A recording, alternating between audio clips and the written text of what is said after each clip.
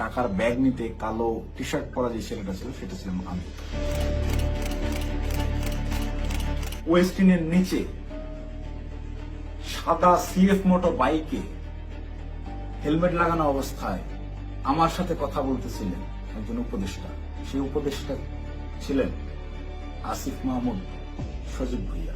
মোহাম্মদপুর থানার মতো একটা ছোট্ট একটা থানার একটা বৈষম্যবিরোধী ছাত্র আন্দোলনের আর সেই ছেলেপেলে মব ক্রিয়েট করতে গিয়ে ধানমন্ডি থানা ধরা খাইলো, তাদেরকে ছেড়ে আনলো আব্দুর রহমান মাসুদের মতো এত বড় ফিগার। এই ইন্টারন্যাশনাল নেতা ওই রকম লোকজনদেরকে ছাড়াইতে থানায় যায় কেন যায়? খোঁজ করেন, চোখের সামনে দেখতে পাচ্ছেন কারা কারা ধনী হয়ে গেছে, কিভাবে রাতারাতি ফকির নির্মলা কোটিপতি হয়েছে, এটা ওপেন সিক্রেট। এবং এদের এইসব টাকা পয়সা আসছে থেকে এইভাবেই।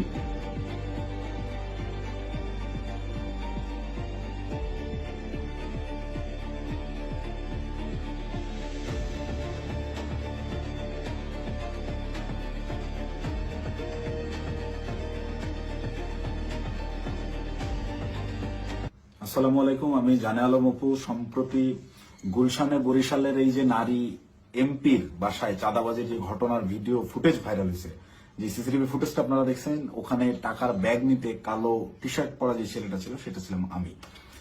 আপনারা এই একটি সিসিটিভি ফুটেজের মাধ্যমে দেখেছেন যে বৈষম্যবিরোধী ছাত্র আন্দোলনের সমন্বয়করা চাঁদাবাজিতে জড়িত। আপনাদের যে সমন্বয়করা গত বছর আন্দোলনে আপনাদের কাছে মহানায়ক ছিল, তারা হয়ে গেল চাঁদাবাজ।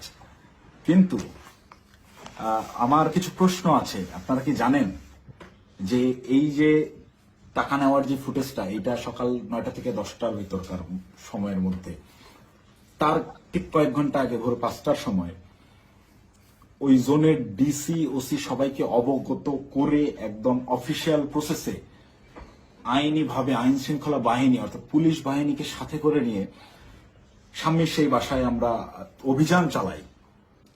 আপনারা কি জানেন সেই অভিযানে যাওয়ার আগে গুলশানেরই কোনো একটা জায়গায় আমার সাথে উপদেষ্টা আসিফ মাহমুদের কথা হয়।